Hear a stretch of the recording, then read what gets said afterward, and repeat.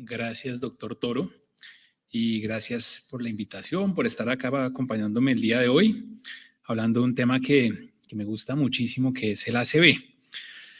Entonces, vamos a hablar del diagnóstico temprano en imágenes del ACV, y empecemos hablando que el ACV es una catástrofe. Es una catástrofe porque el paciente llega muy grave en la mayoría de los casos, pero es una catástrofe para el paciente, es una catástrofe para su familia, para su núcleo cercano, para sus amigos, para su trabajo y para la sociedad. Entonces es nuestro rol como médicos que de la mejor manera trabajemos en equipo para tratar de minimizar las secuelas que esto va a dejar y tratar en lo posible de que el paciente termine, pues, o su desenlace no sea tan grave. Entonces, la oclusión proximal corresponde más o menos a una cuarta parte o la mitad de los ACVs isquémicos, y cuando existe afectación de regiones significativas, los déficits neurológicos van a ser considerables. De manera que el restablecimiento precoz del flujo va a ser muy importante para la recuperación clínica dramática de estos pacientes. Y lo que se busca en la actualidad, yo a veces pienso todo lo que ha cambiado el ACV desde que yo estaba haciendo la residencia hace ya varios años, cómo hemos cambiado la manera en la que se trata, la manera en la que se diagnostica, la manera en la que trabajamos todos como equipo. La idea es disminuir la morbilidad y la mortalidad, y ya se ha demostrado que la trombectomía mecánica tiene un beneficio claro, con un número necesario a tratar de 2.6 para reducir al menos un punto en la escala modificada de Rankin en todos los subgrupos independientes de la edad, la severidad del ACV y la extensión de los cambios tempranos. Por lo tanto, es crítico nuestro rol como radiólogos para identificar aquellos candidatos que se van a beneficiar de estas terapéuticas. Entonces, recordemos que el ACV temporalmente se clasifica en hiperagudo cuando es por debajo de 6 a 8 horas, agudo cuando es por debajo de 24, subagudo cuando es entre 24 horas y un mes, y crónico por encima de un mes. En el momento de la intervención aguda se está realizando en esos pacientes con ACV hiperagudo, pero la finalidad nuestra es lograr intervenir también a estos pacientes en las primeras 24 horas, dependiendo de algunas características de las cuales vamos a hablar. Pero lo más importante, lo cual les voy a hablar bastante hoy, es de la comunicación. Es muy importante que los emergenciólogos, los neurólogos, los radiólogos estemos todos comunicados. Es como lo hacemos aquí en la institución, y ha sido pues la fórmula del éxito, que todo el tiempo nos hablamos, incluso a veces antes de que el paciente llegue ya estamos todos enterados y estamos listos y nos estamos comunicando todo el tiempo. Hey, tengo un paciente, voy para el tomógrafo, voy para el resonador, ese paciente tiene una isquemia o no tiene una isquemia, tiene penumbra o no tiene penumbra, tiene oclusión o no tiene oclusión, y esto va a beneficiar muchísimo al paciente porque los tiempos se van a reducir significativamente. Este artículo publicado en 2006 por Jeffrey Saber, que ha sido pues terriblemente emblemático, donde se habla de time is brain, se estima que más o menos 2 millones de neuronas se mueren cada minuto en que una ACV no se trata. Y en promedio, cuando hay una oclusión proximal, se pierden 1.9 millones de neuronas, casi 14 billones de sinapsis y 12 kilómetros de axones cada minuto que no se trata. Además, si no se trata, ese cerebro cada hora va a envejecer 3.6 veces más de lo que lo haría, 3.6 años por cada hora. Entonces es importante que busquemos una terapéutica. Esto con respecto al artículo del doctor Saber, este sería más o menos el promedio, pero tenemos que tener en cuenta pues que los pacientes varían. Hay pacientes que hacen unos infartos muy extensos muy temprano y pacientes que hacen infartos muy demorados. Entonces, en este momento estamos tratando esta ventana. La idea es lograr extender nuestra ventana a aquellos pacientes que se pueden beneficiar porque su isquemia va a instaurarse de manera tardía. Entonces, ¿qué es lo que ocurre cuando hay una oclusión? Cuando tenemos una oclusión, va a fallar la bomba sodio-potasio ATPasa de las células en una zona específica que se va a denominar el núcleo o core, y ese core va a empezar a crecer progresivamente, y el ritmo al cual este infarto se expande se va a deber predominantemente a las colaterales. Entonces, hoy se habla mucho de las colaterales, vamos a hablar bastante de ellas porque es lo que mantiene el tejido vivo durante el tiempo que nosotros tenemos para buscar una alternativa terapéutica. Entonces, ¿cuál es nuestro rol como neuroradiólogos o como radiólogos? Tenemos 4 roles principales. El primero es detectar la hemorragia. Para eso Lo importante de esto es que si tenemos hemorragia, ya vamos a tener una contraindicación absoluta para la trombolisis y ya en ese momento, digamos que se nos para un poquito el afán, ya no tenemos tanto afán de hacer todo a las carreras. Si no tenemos sangrado, es importante detectar si existe oclusión proximal. Si existe oclusión proximal, estos pacientes van a tener una mayor morbilidad y una mayor mortalidad. Por lo tanto, este es el grupo de pacientes, este es el nicho en el cual debemos tratar de atacar. Determinar el núcleo del infarto, ya que infartos grandes por encima de 70 o por encima de 100 centímetros cúbicos, va a ser muy improbable que estos pacientes les vaya bien y que tengan un buen desenlace clínico.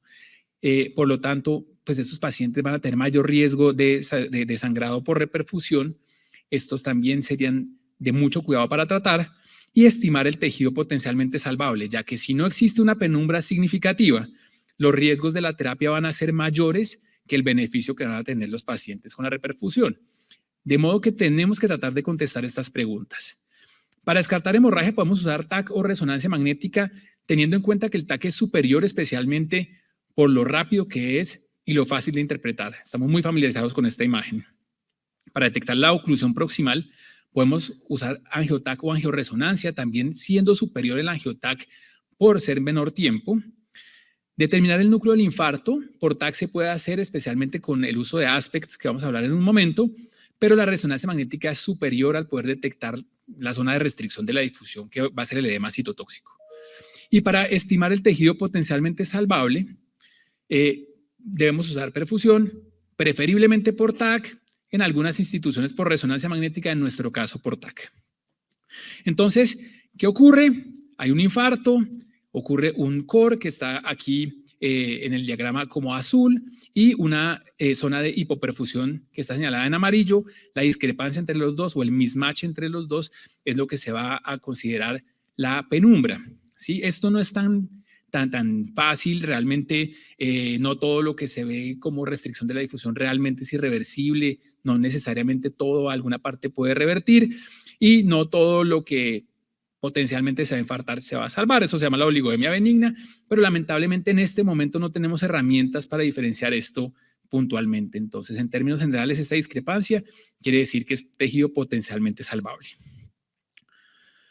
Entonces, surge la pregunta de ¿qué es mejor, TAC o resonancia magnética? Como les digo, esto es cambiante. Cuando yo era residente, preferíamos hacer un TAC simple y después pasar al paciente a resonancia. Esto ha cambiado y cambia todo el tiempo hay nuevas guías, pero lo que se está, o por lo menos lo que estamos haciendo en este momento en esta institución es casos muy puntuales para resonancia magnética. Pero lo importante es que tenemos un protocolo específico para ACV, es un protocolo corto, es un protocolo que dura menos de 15 minutos y en el cual realizamos unas secuencias en un orden especial. Empezamos siempre por la difusión. La difusión nos va a permitir ver el núcleo del infarto. Después la susceptibilidad, que nos va a permitir ver si existe o no existe sangrado. ¿Por qué este orden? Porque estos pacientes, como les digo, están críticos. Tenemos que tratar de obtener lo mejor posible en el menor tiempo. Si el paciente se agita, si el paciente está inquieto o si el paciente está inestable, por lo menos con la difusión podemos hacer una aproximación. Por lo menos con la difusión y con la susceptibilidad podemos hacer una aproximación. Después hacemos el FLAIR. Por último, un T2 axial, un T1 spin sagital y las imágenes angiográficas en tiempo de vuelo. ¿A qué pacientes les hacemos resonancia magnética como abordaje inicial? Lo primero, para aquellos en quienes se sospecha lesión de la fosa posterior, por dos razones. Primero, porque el TAC no tiene muy buen desempeño en la fosa posterior. Y segundo, porque estos pacientes nos van a dar un poco mayor o un poco más de ventana terapéutica. Lo segundo son el ACV del despertar, ya que la diferencia o la discrepancia entre el FLAIR y la difusión nos va a hablar algo de temporalidad para tratar de estimar qué tan temprano o qué tan tardío está este ACV. Los pacientes pediátricos, básicamente por disminuir el riesgo de la radiación y en algunos casos pacientes con ACV por fuera de ventana. Les voy a mostrar algunos ejemplos. Este es un paciente de 42 años de edad, código ACV, sospecha de disección vertebral. Y si se dan cuenta, hay una zona de restricción de la difusión que compromete el aspecto posterolateral derecho del bulbo raquídeo, ya con representación en FLAIR y en T2. Le hicimos angioresonancia también. Vemos que hay una oclusión total de la arteria vertebral derecha, hacemos una reconstrucción tridimensional, vemos que esa arteria se encuentra ausente, está disecado. Esta isquemia no la hubiéramos podido ver jamás en un TAC. Es pequeña, es muy abajo y la resonancia magnética es superior. Lo mismo pasa con este otro paciente de 50 años, tenía 24 horas de una ACV de fosa posterior y vemos una zona de isquemia establecida en territorio de la arteria cerebelosa superior izquierda. La susceptibilidad nos confirma que no hay transformación hemorrágica.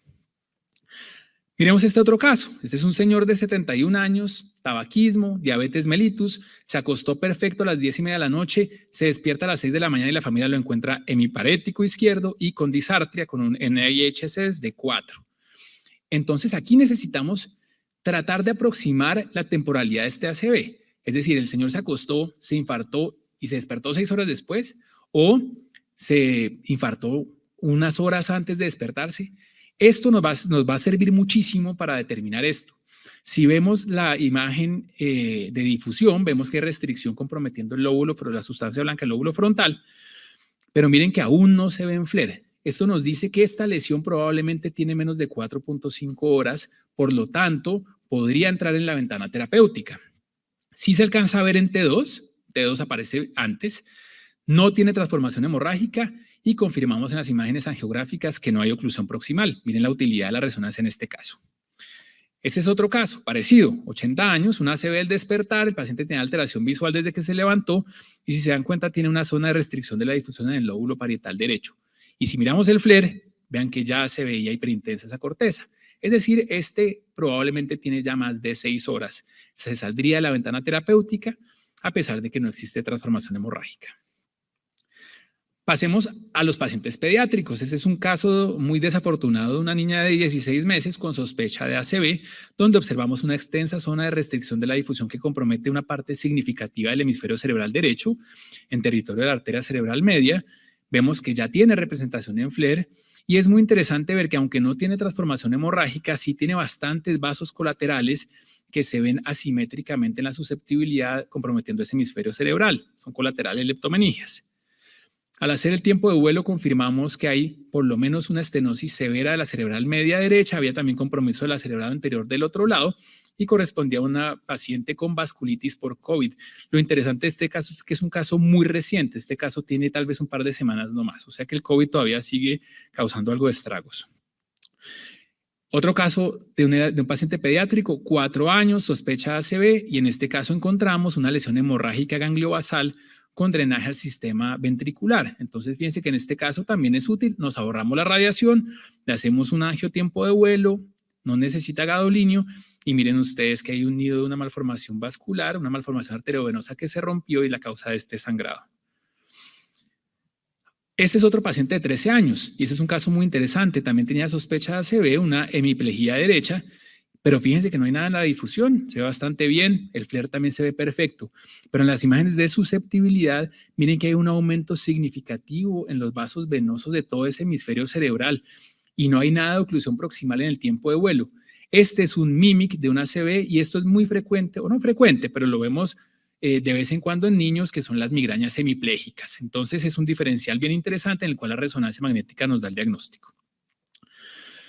Este paciente de 74 años es un caso muy interesante que tuvimos hace tal vez unos 14 meses.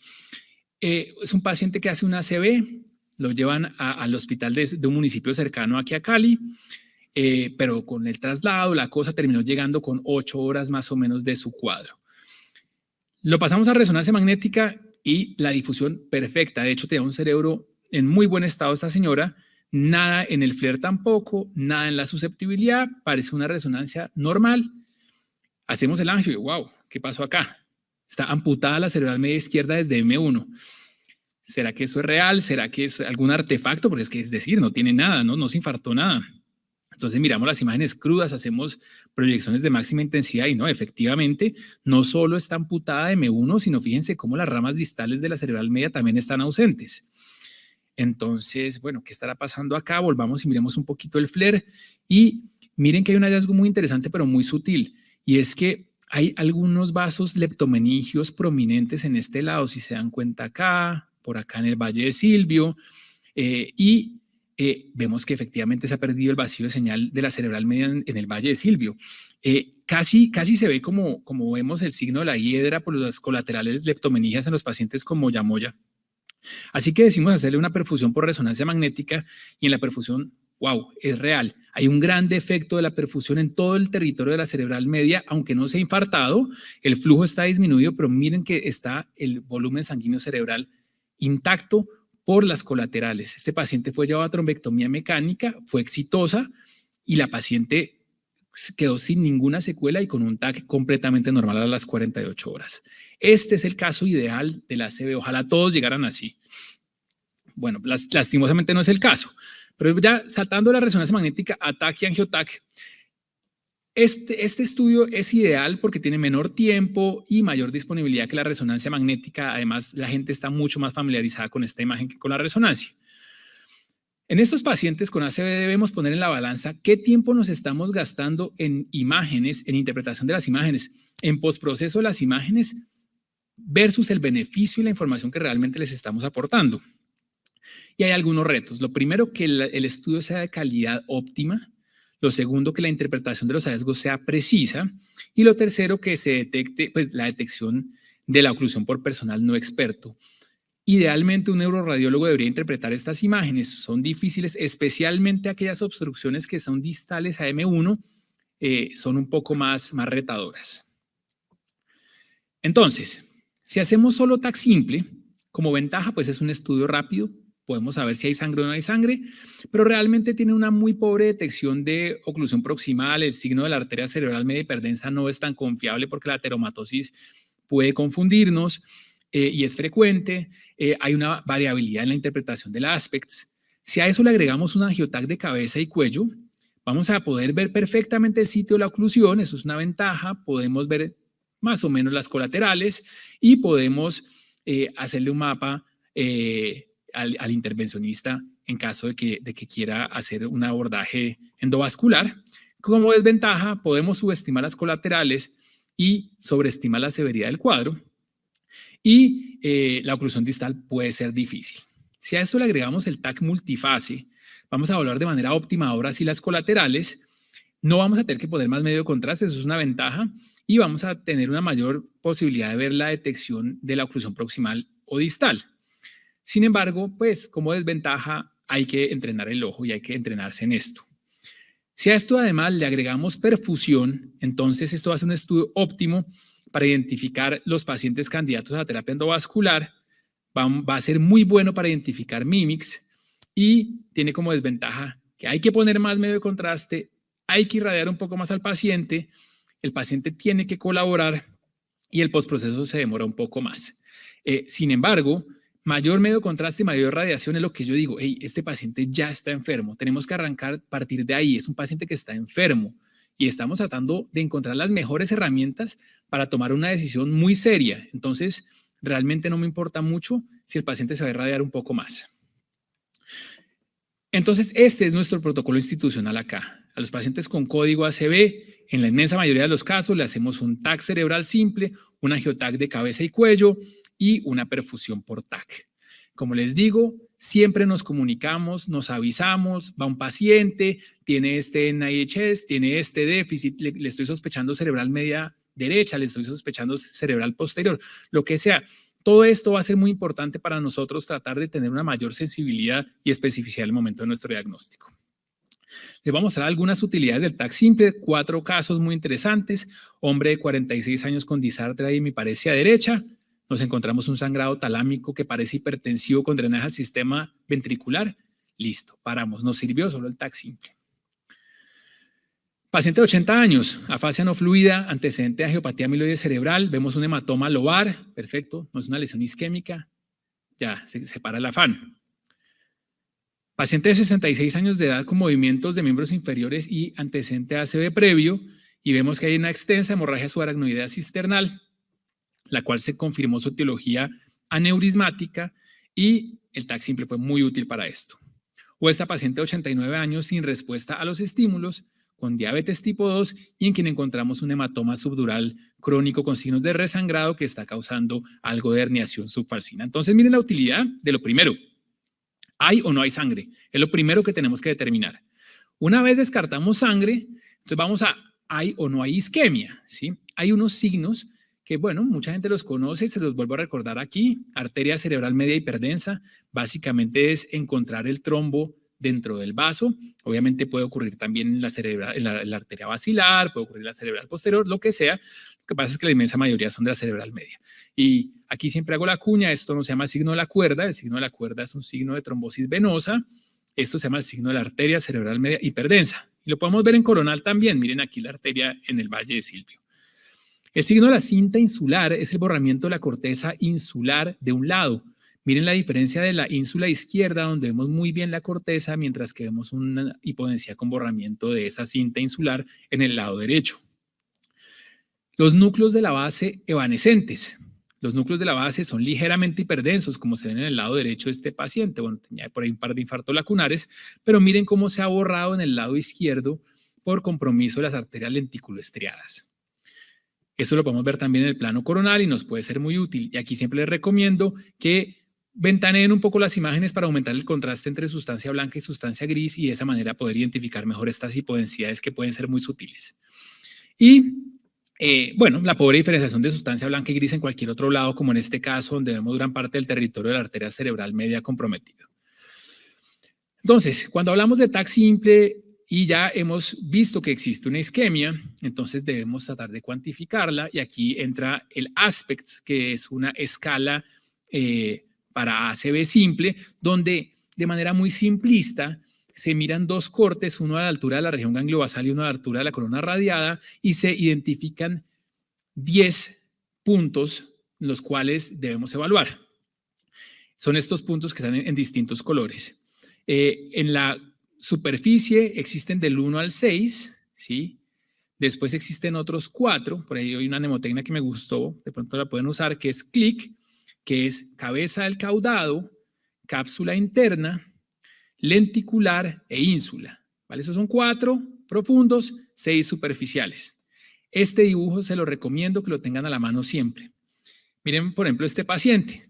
Miramos, tiene el caudado respetado, tiene compromiso del lenticular, de pronto tiene respetada la cápsula interna, la ínsula está comprometida y las 6 M's están comprometidos. Ojo, eso no son los territorios, eso no quiere decir que este pedacito sea la M1 y este pedacito sea el territorio de M2, no. Son cosas topográficas que no tienen nada que ver con las ramas. Y miren que en este paciente pues hay un compromiso muy extenso, es un aspecto, le vamos quitando un punto por cada hipodensidad, es un aspecto de más o menos 2, es decir, es un infarto muy extenso.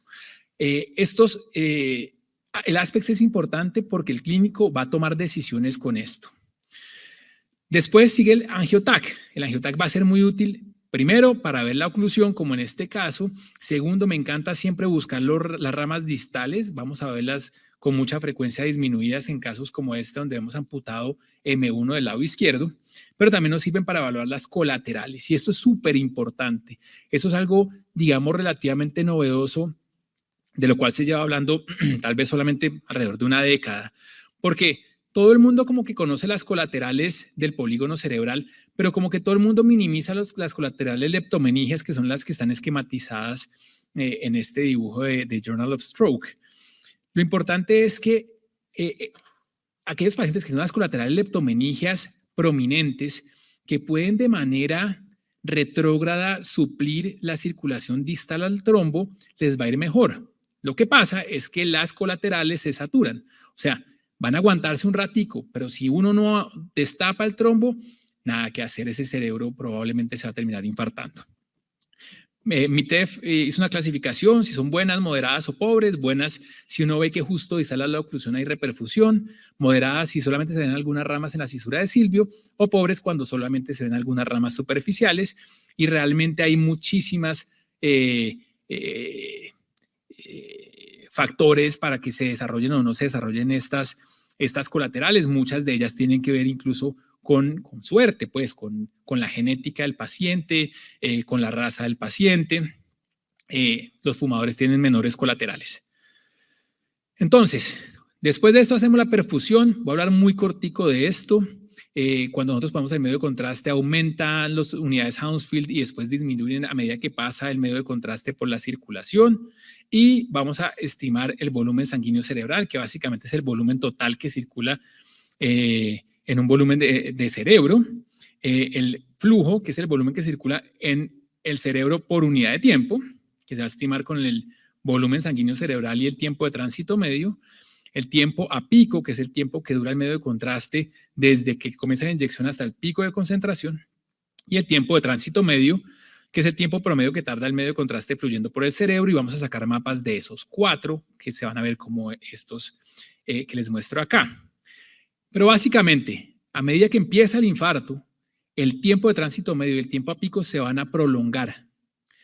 El flujo empieza a disminuir desde la oligodemia benigna y se va a hacer especialmente bajo cuando hay penumbra y en el core, y el volumen sanguíneo cerebral por colaterales inicialmente va a aumentar, en oligodemia benigna se va a mantener, y a medida que pasa de penumbra a core va a disminuir. Entonces, lo que nos va a ayudar a diferenciar las zonas potencialmente salvables del núcleo va a ser el volumen sanguíneo cerebral. Entonces, miremos algunos casos. Este es un hombre de 35 años, hora y media de hemiplegia derecha, y pues parece haber una cerebral media hiperdensa por acá, tal vez algunas hipodensidades. Les digo, ventaneen, y al ventanear se hace un poco evidente que efectivamente hay algo de compromiso isquémico en el territorio de esta cerebral media. Hacemos el angiotac, vemos que hay disminución de las ramas distales, vemos que está amputada M1, lo mismo lo vemos en esta reconstrucción coronal. Miramos las colaterales y fíjense ustedes cómo hay muchísimos vasos colaterales en ese hemisferio y cómo se está opacificando retrógradamente el aspecto distal a la oclusión. Al mirar los mapas de perfusión, vemos que sí, hay un extenso efecto o una extensa prolongación del tiempo de tránsito medio y el tiempo a pico con disminución en el flujo, pero miren que si algo, el volumen está aumentado, ¿sí? Eso es un muy buen signo. Eso quiere decir que ese paciente tiene buenas colaterales, que tiene bastante penumbra. El paciente fue llevado a trombectomía mecánica, miren la oclusión, se restableció el flujo, fue satisfactoria, y el paciente a las 48 horas sí quedó con la hipodensidad que ya conocíamos, que ya habíamos visto en el ASPECTS, pero el resto del territorio se encuentra respetado. Un muy buen resultado. O este otro paciente, una mujer de 67 años de edad, con 120 minutos de presentación clínica, código ACV, NIHC es de 13, y vemos que parece un cerebro muy normal. Yo no veo nada en especial, de pronto algo por acá en la cerebral media. Miramos la coronal, el coronal, no se ve nada en la reconstrucción coronal, el parénquima se ve súper, parece ser un ASPECTS de 10, vemos que sí hay una arteria cerebral media hiperdensa. Esto es un MIP del TAC simple, a mí me gusta hacer eso para destacar la hiperdensidad del trombo. Y al hacer el angio confirmamos que hay una oclusión de M1, disminución en las ramas, lo mismo en las reconstrucciones coronales. Miramos las colaterales y wow, miren esto, impresionante, qué gran aumento de vasos leptomeningeos. Tiene muy buenas colaterales. Miren incluso cómo se ve que se está opacificando justo hasta donde se acaba el trombo, es decir, casi que podemos delinear el trombo. El paciente es llevado a perfusión o le hacemos perfusión, prolongado el tiempo de tránsito medio y el tiempo a pico en todo el territorio de esta cerebral media, y vemos que el flujo está muy disminuido, pero en términos generales el volumen está perfecto.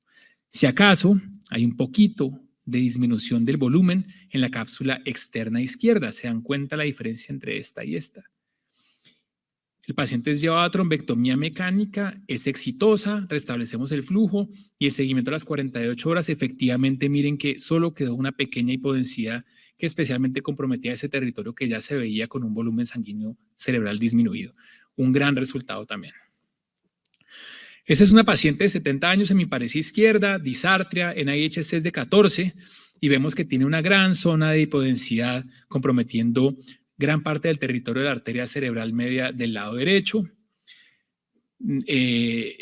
Vemos que tiene una cerebral media un poquitico más distal, no en M1, tal vez M1 distal o M2. Lo confirmamos con el angiotac, vemos la amputación, la disminución en los vasos sanguíneos distales y vemos que las colaterales están bastante escuetas. No vemos que estén opacificando distalmente y en la perfusión vemos que toda esa zona de prolongación del tiempo de tránsito medio, o sea, toda esa zona hipoperfundida ya se encontraba con bajo volumen sanguíneo cerebral, o sea, este paciente ya tiene un gran núcleo y ya amerita solo manejo médico. Este es un caso muy parecido, voy a pasarlo muy rápido, 80 años en hemiplegia derecha, vemos algo muy parecido, un aspecto muy desfavorable comprometiendo parte del territorio de la cerebral media derecha, vemos la oclusión de una de las ramas M2 que tenía una bifurcación temprana y tenía bastantes malas colaterales con mucha disminución del flujo y del volumen sanguíneo cerebral, al cual también se le dio manejo médico, y el seguimiento a las 48 horas nos muestra que efectivamente toda esa zona se terminó infartando.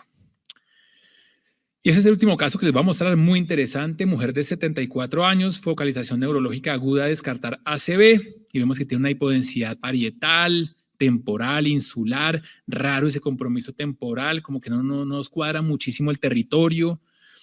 Hacemos el angio y bueno, no hay oclusión proximal, yo no veo nada que esté tapado, pero no les llama un poco la atención como por aquí, como que hay un aumento de la vascularización del lado derecho, donde veíamos esa hipodensidad, y al hacer la perfusión, fíjense que el patrón es invertido.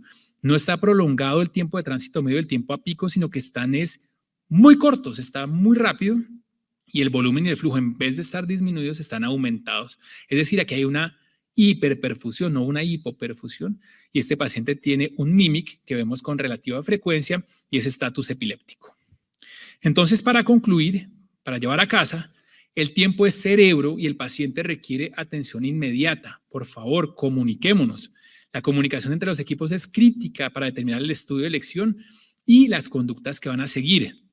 Los protocolos de imágenes deben estar establecidos y el equipo debe tener un entrenamiento óptimo para el beneficio del paciente. Ser muy cuidadosos con detectar signos tempranos de isquemia o hemorragia, si hay o no oclusión proximal, si hay colaterales y si hay penumbra. Y esta es la manera en la que yo concluyo mis ACVs. ¿Hay isquemia? ¿Qué aspectos tiene el paciente?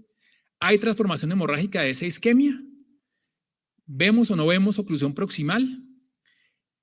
¿Tiene colaterales buenas, regulares o malas?